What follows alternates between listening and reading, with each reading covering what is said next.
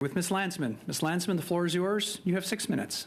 Thank you very much, Mr. Chair. And Mr. Minister, thanks for accepting the invitation. We've heard a lot of testimony throughout the day and we've seen and heard firsthand stories of canceled Christmas, endless delays, sleeping on airport floors, being shuffled from hotel lobby to hotel lobby in a foreign country. Your government has been in power for 7 years, and you have been Minister of Transport since the beginning of 2021. You oversaw the chaos this summer leading to Canadian airports being ranked the worst in the world, both number 1 and number 2 spots. And on November 17th, you blamed airport staff shortages as the reason for the chaos during the summer and claimed to have solved the problem. You had a summit, but as we heard from witnesses today, provided no policy directives as per the airline's testimony. And worse, passenger protections put in place by the government have failed to actually protect passengers, consumers, and anyone in this country who was stuck elsewhere or stuck on a tarmac for well over 12 hours in some cases. And a Canadian that flies British Airways to the UK is better protected than one who flies WestJet to the UK. And that remains a fact under these passenger protections. So, Minister, you yourself are responsible and have the tools to fix it. The question is why you waited so long, why you waited from the first time you heard about Sunwing, presumably when the rest of the country did on December 19th, why you waited till January 5th, and why you haven't spoken to the airports, as we heard, while Canadians were stranded again on tarmacs for 12 hours, in some cases in Vancouver. So I have a few questions.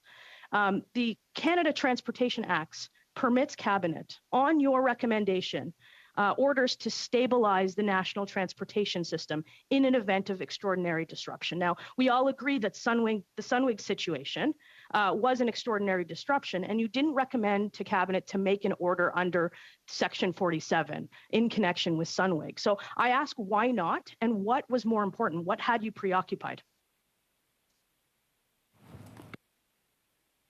And I want to welcome back Ms. Lantsman to this committee. There were so many in her remarks that deserves to be unpacked, and I understand the political interest in conflating what happened last summer with what happened this Christmas, which I think Canadians understand that they are two separate situations.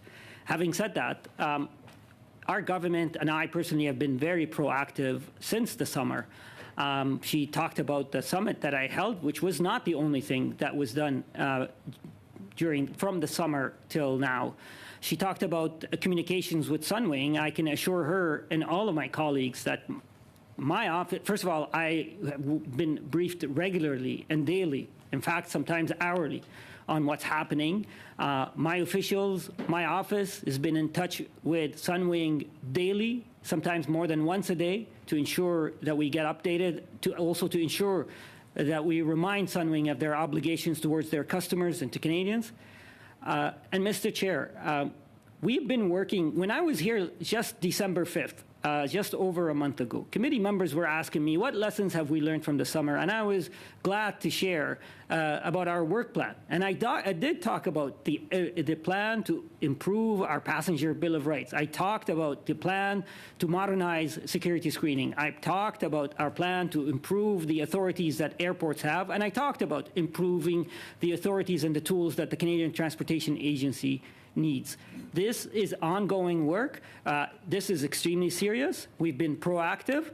And I wish when the Conservatives were in power had implemented a passenger Bill of Rights, because today we would have been in a much better position, improving and enhancing the rules.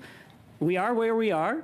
I, as I said in my opening remarks, and our government accept our responsibility, and we are working to ensure that lessons learned will be benefited from, our passengers' rights are protected, but it's important to remind Canadians that we do have rights for passengers. In fact, Sunwing violated those rights. So the issue is not only that we didn't have rules.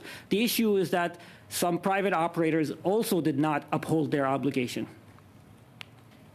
Minister, I appreciate the answer, and I think we should have equal time to ask and answer. Since you didn't use the section that would allow for orders to stabilize the network, there's another section in the Act, it's number 49, that gives you the power to direct the Canadian Transport Agency, that's the agency that we'll hear from, that's 33,000 claims backlog, that is responsible for some of these passenger protections, to which passengers weren't protected in this country, to conduct an inquiry into any matter related to the federal network. So a few more questions. Did you direct the CTA to conduct an inquiry into Sunwing, the flight delays, the cancellations, the tarmac delays, and if not, why not?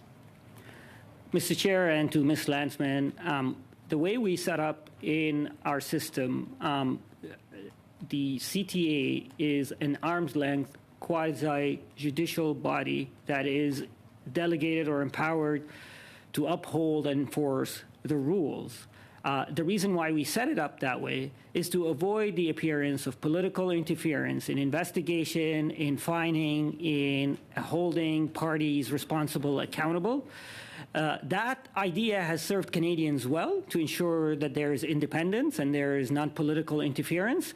Having said all of that, I have been working with the chair of the CTA, with the Canadian Transportation Agency, since my appointment as a minister, but particularly since the summer. I made it clear that I expect the rules to be upheld, that I expect that the CTA identifies ways to improve the efficiency of managing their backlog. And I also am committed to working with the CTA to provide them with the resources that they need and to help improve the efficiency of processing their complaints.